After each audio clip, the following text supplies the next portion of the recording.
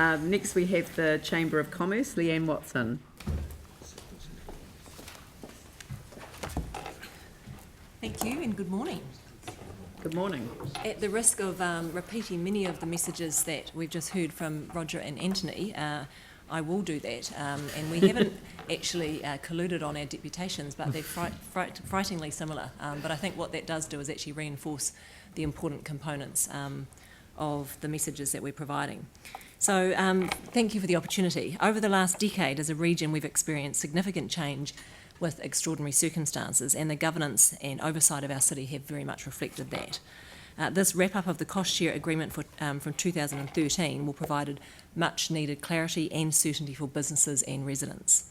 It also provides some strong inroads towards resetting a normalised relationship between the two entities to align with other cities in New Zealand.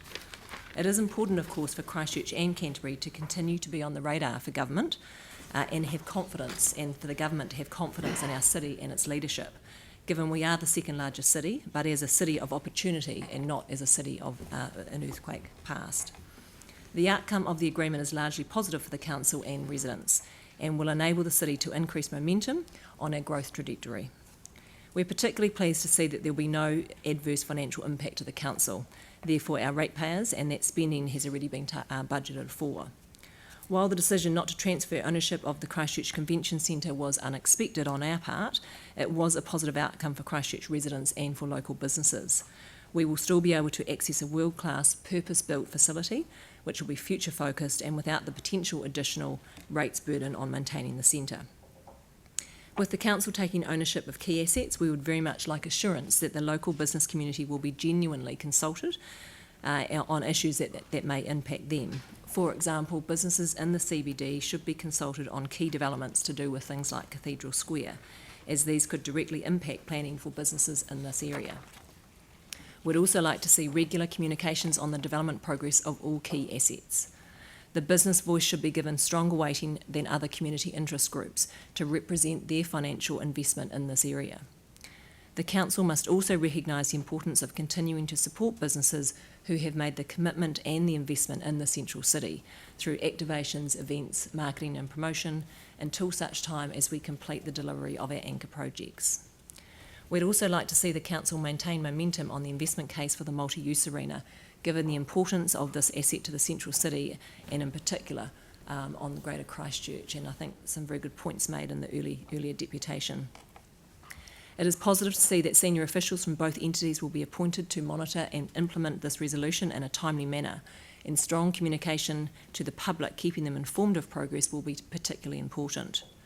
We look forward to regular updates from this group on progress of the implementation of this agreement.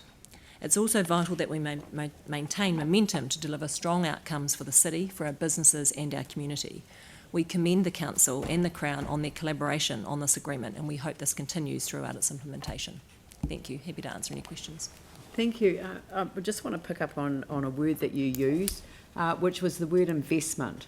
You know, sometimes people look at things from the perspective of cost, and I sort of kind of do get that sense from the draft that's in front of us, which talks about, you know, how much the government has spent. And I think that it's really important to actually use your language, which is the government and the council, so it's the city and the people of New Zealand, have invested in their second largest city in order to ensure that we can turn what was a disaster into the opportunity that it can be. Absolutely, and I think it's really important to recognise that the regeneration of our central city in particular has largely been led by private investment. Yes. And that's why it's essential that we continue to support those businesses who have made those decisions based on a blueprint and some certainty around what was going to be in the central city. And for a number of different reasons, some of those anchor projects have been delayed. So we find our businesses in the central city, through no fault of their own, having made significant investments, still struggling with the lack of people in the central city. So essential that we support them. Yeah, and I think that was another point that you made in terms of the, that businesses have ended up leading the way in terms of the CBD. And I mean, sometimes I think people do focus on, the CBD, but they don't see that it has this enormous benefit for the city as a whole, and actually not just the city, but Greater Christchurch. Yeah.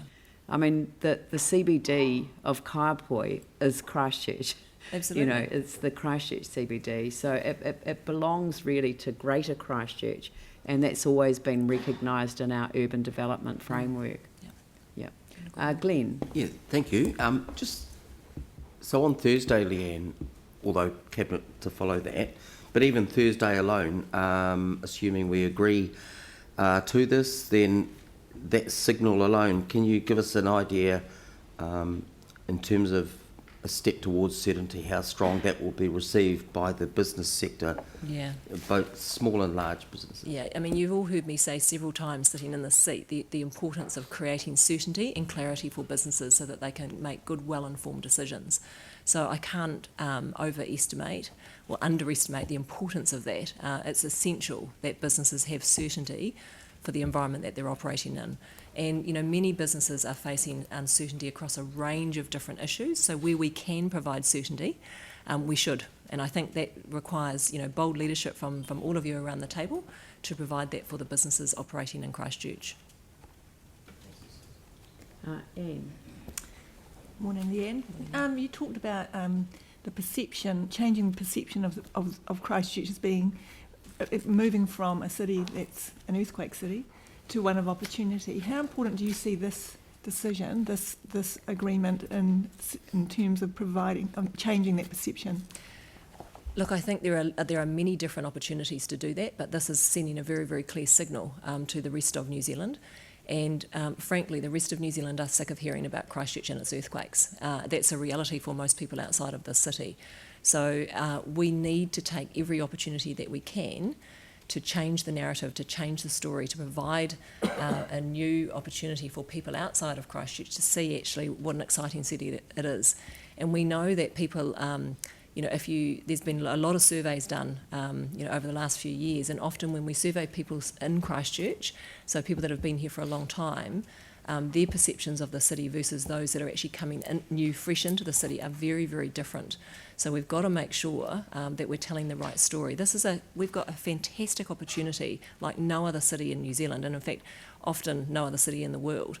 And we need to take advantage of that. So every opportunity that we've got to reinforce the forward momentum is really essential, and we cannot continue to bicker and talk about all the things that are wrong. And yes, there are challenges ahead of us, and I totally accept that and understand that, but we've got to front foot that, and we've got to show good positive leadership for the city moving forward. Yanni? Thank you for your presentation. I was just trying to get a sense of, in terms of priorities, where you would see things like fixing horizontal infrastructure versus the anchor projects, particularly around things like our water, network, which obviously we're fluoridating at the moment. So just want to get some sense of how important or, where you see the priorities in terms of council spending going forward. So I very much see both of those examples that you've just given as an and, not an or. We cannot have a city that doesn't provide good quality drinking water. We cannot have a city that has broken pipes and broken roads. We have to make sure that the amenities of Christchurch are fit for the second largest city in New Zealand. There's absolutely no doubt about that. But at the same time, we need to make sure that we provide the right sort of amenities and facilities for the people of Christchurch and Greater Christchurch and the South Island to contribute back to the economic vitality of this city. That's essential. If we don't provide those, we don't attract people, we don't retain people, and we certainly will not attract and retain businesses in the city.